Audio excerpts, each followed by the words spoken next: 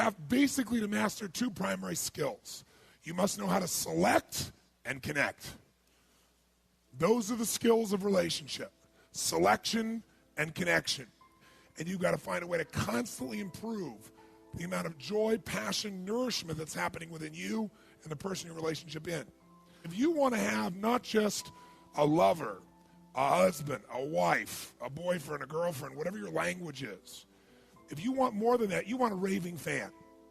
A raving fan is somebody, if you were going to use a business metaphor, since there's so many business owners in the room, satisfies customers, leave. I'll say it again. Satisfies customers, leave. If they get a much better deal, much better opportunity, they'll leave. But a raving fan customer never leaves. And I'll give you a good metaphor in business. Apple Computers did everything it could do to screw up, and upset their customer base years ago, didn't they? In fact, they almost went under. They didn't make enough software. And a lot of companies and people that were Apple lovers. Now, people who use Microsoft, those individuals, how do you feel? Who uses Microsoft products and services? Great. And give me an emotional sound for how you feel about that company. Who here uses Apple products and services? And I didn't even have to ask them to make a sound. Did you notice that? Make the sound Apple products. How do you feel about Apple as a company? Now, it's only, 10% of the room, but almost everybody booed for Microsoft, which has the dominant marketplace, and they cheer for Apple. And the difference is people who use Apple are raving fans.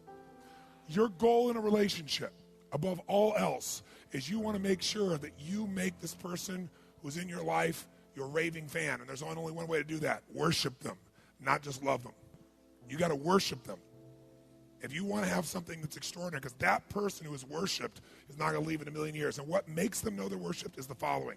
You got to know, what do you really what? Because everyone is different. We all want love. We want the same needs. We got to know what we want. So some of you may be saying, well, Tony, this is all very interesting and dynamic, but I'm single and I don't have a relationship. You got to know how to start. The first step is to decide what's your vision for what you really want. What's your vision for what you really want? You can't make something happen until you get clear. What was the first step to taking something impossible and making it real? Focus. You need a vision. Without a vision, people what? Perish. You need a vision for your relationship. A vision for what is it I really want most in life? What would excite me? What would light me up? And I don't just mean a vision of what that person is supposed to look like and be like, or what values they have. That could be part of the vision. But also, what is your vision for what this relationship would create in the world that would inspire you to be in this relationship? Because without a vision of what the relationship's going to be, you're going to settle for whatever shows up. All you got to do is get a vision that is so compelling to you, so exciting and so clear that you get so much emotion, you'll figure a way to make it happen. And you might say, but I'm already in a relationship. Well, remember I said the two skills you got to have is select and connect? The first and most important selection you're going to make in your life, well, I'll tell you this first. 95% of the happiness you're going to have in life is going to come from who you select as your partner. So we're going to get absolutely clear about what is it you really want, because it's impossible to get there otherwise. I'll tell you what helped me. And this would be if you're brand new and you're single. The best way to do this is you sit down, you write down every single thing on earth you could ever want in the ultimate partner in life, your ultimate mate, your ultimate lover. Mental, emotional, physical, spiritual, the way you guys would pitch and catch, what you would do together, how you'd share. But every detail, a level of specificity that normally you would think is insane. And then you got to make a second list, I learned. And I did this years ago. I made this list, and I read it. It was pretty cool. And then I got in a relationship, and in that relationship, I kind of let it grow because of what most people get in a relationship with. I didn't select consciously. What makes a relationship work is things in common. Similar values, right? Similar dreams or goals or loves or desires. What makes a relationship work is having things in common, because what that gives you is the emotion of certainty that allows you to open up and connect. People like people who are like whom? Themselves. So you like this person, And you have certainty about this person. You have connection with this person because you have a connection through interests or values. And you have certainty because, hey, they're like me. So what makes a relationship work is things in common. What makes a relationship passionate is uncertainty, not knowing, and differences. This is the critical understanding. Can you have both in a relationship simultaneously? Yes or no?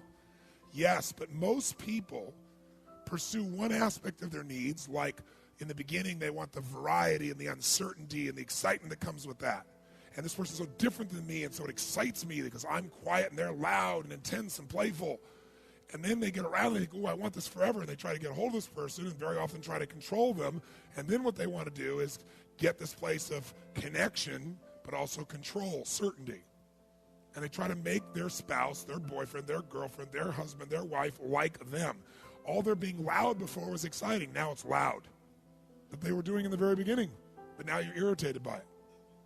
And if you reinforce somebody or you punish them for being a certain way and try and make them like you, you will have a great friend and no passion.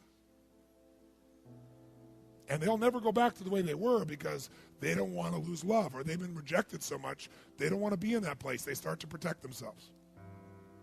There's a way to have both. It's learning how to honor those differences and enjoy those differences. Now, some of those you already honor and enjoy, but if you're going to honor and enjoy them in some areas they're inconvenient. You don't like them, but you got to learn to love what you didn't like. So, but are there some things that are so different than you that they would destroy a relationship? Yes, like you have certain values that are the core of who you are, and if somebody has the opposite, it'd be pretty hard for you to really sustain a quality relationship. So the place to start, you make your list of everything you want. Then you make a list of everything, and the second list is really critical. Everything that you must not have in a relationship. Not should not. There's lots of things you prefer not to have, but must not have. By the way, you can get everything you want in a relationship and get 2 or 3 things you must never have, and it'll destroy it. And I'm going to show you that process. Because even if you're not in a relationship, how many would like to have a way to evaluate whether or not this is the right relationship or not for me? And it saved my life to have the ability to do that. But I'll tell you the first thing I did, I thought everything in my life that I've ever created, I went back and did what I asked you to do. What did I create that was impossible? How did I do that? I began to think about it. I always started by focusing on what I wanted, not where I was. Isn't that true? Only focus on what you want to create. So I said, okay, what am I committed as a soul to have in a relationship with a woman? What do I want in that relationship? And then what can I not have?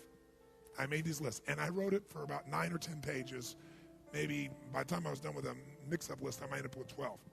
But I'm talking about details, ridiculous details. And then, interestingly, as I read that, I knew what I had to do because I could look at that list, and I did one more thing. I wrote what I must have in a relationship, mental, emotional, physical, spiritual, everything. What I must not have in a relationship with a woman. And then my third one was, what kind of man would I have to be to attract that quality of woman? Instead of saying, how come I don't have this person? Because if you focus on the outside, it'll always be screwed up because you'll always blame somebody else. So I went, okay, clarity first. What do I need? What am I committed to? What do I want? And clarity, what must I be for that type of person to be in my life? How many follow these steps?